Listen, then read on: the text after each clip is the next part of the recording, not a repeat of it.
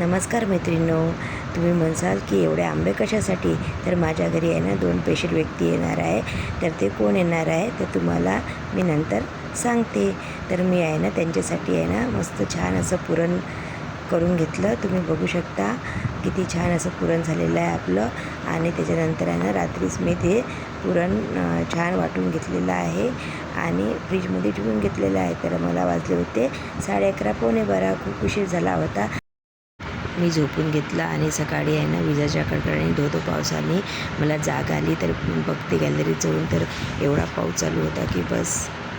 त्याच्यानंतर आहे ना मी माझं आवरून घेतला आणि पूजा करून घेतली, तुम्ही बघू शकता. आणि त्याच्यानंतर छान असा नाश्ता केला पोह्याचा आणि आम्ही सर्वांनी नाश्ता करून घेतला. आणि त्याच्यानंतर आहे ना मी स्वयंपाक करायला सुरुवात केली. मला जेवढं शक्य झालं तेवढं मी शूट घेतलेलं आहे. आणि त्याच्यानंतर आहे ना मी रस करून राहिली, तुम्ही बघू शकता. आणि माझ्या मुलीनं आहे ना छान अशी रांगोळी काढली. त्याच्यानंतर आणि लेक जावई आली, म्हणजे मानसी आली, माझ्या बहिणीची मुलगी आहे. तिला आहे ना मी अधिक महिन्यासाठी बोलवलं होतं जेवणासाठी. आल्यावरती आहे ना मला मदत करू लागली आणि जावयाला शेला टोपी आणि आहेर दिला. तुम्ही बघू शकता व्हिडिओमध्ये.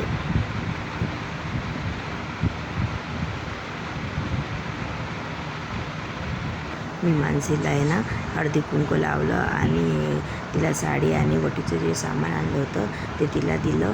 आणि त्याच्यानंतर आम्ही दोघांनी आहे ना तिला वाण दिलं.